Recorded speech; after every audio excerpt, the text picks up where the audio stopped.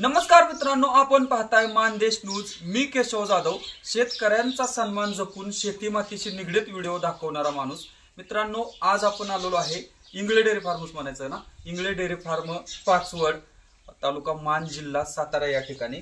मित्रांनो, मला बऱ्याचशा मित्रांचे फोन येत होते की जाधव साहेब आम्हाला पण गाय पालन करायचंय, मुक्त गोटा करायचा असेल तर काय। तर मित्रांनो, गाय पालन करायला काय कुठला कोर्स करायला लागत नाही, काय नाही, तुम्ही गाय पालन करू शकता। बरेचशा जणांचे असे प्रश्न होते की जर आम्हाला मुक्त गोटा करायचा असेल तर त्याला मुक्त मधल्याच गायी लागतात का। तर मित्रांनो, हे काही शेळ्या नाहीत, जे आपण मुक्त शेळी पालन करत असतो त्या शेळीला फिरायची सवय असावी लागते। परंतु त्या गायींचा विषय काय आहे, साईडने ह्याला बंदिस्तच कंपाऊंड असतं, परंतु आज सोडणाऱ्या गाय आपण मोकळ्या सोडत असतो। कालांतराने 1-2-3 दिवसामध्ये सगळ्याच गायींना सवय लागत असते। तर मित्रांनो, आपण आता नवीन एक मोहीम राबवणार आहे। सध्या आपला मान खटाव दुष्काळाच्या झळा सहन करत आहे। बऱ्याच वेळा आपण चारा डेपो, चारा छावणी, सरकारी अनुदान ह्या गोष्टी आम्ही लक्ष वेधण्याचा प्रयत्न करत असतो या चॅनलच्या माध्यमातून। परंतु आता मान तालुक्यामध्ये जे असे कोणाचे मोठे गोटे असतील त्यांनी माझा मोबाईल नंबर आहे 9822028343 या नंबरवरती संपर्क साधल्यानंतर आम्ही तुमच्या फार्मला व्हिजिट करू शकतो। साहेब, आता इथे किती गाय आहेत तुमच्या सगळ्या?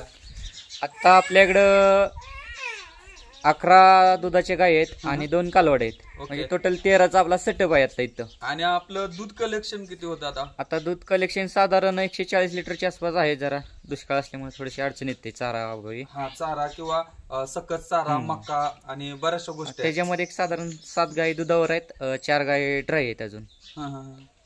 चालेल। आणि साहेब, दुसरी एक महत्वाची गोष्ट, तुम्ही पूर्ण महाराष्ट्रातून जे आमचे नवीन बांधव या गायपालनामध्ये उतरत आहेत, अण्णासाहेब पाटील आर्थिक विकास महामंडळासारखं महामंडळ शेतकऱ्यांच्या तरुण पोरांना उद्योजक बनण्यासाठी 15 लाखापर्यंत गाय गोट्यासाठी पैसे देते।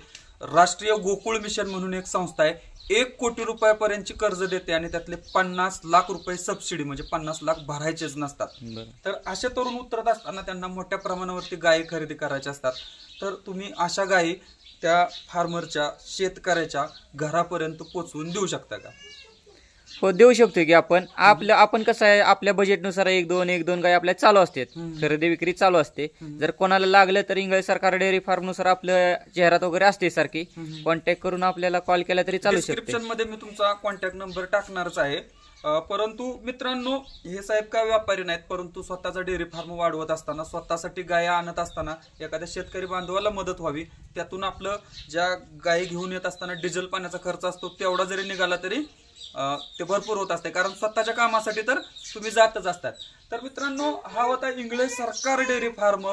अशीच मुलाखत तुम्हाला तुमच्या फार्मची द्यायची असेल, कुणाला यशोगाथा दाखवायची असेल, किंवा कुणाला गाय पालन, शेळी पालनामध्ये वाढवून चढवून काय यशोगाथा सांगितल्या जातात, मग नक्की त्या खऱ्या आहेत का? दुग्ध व्यवसाय खरंच परवडतोय का?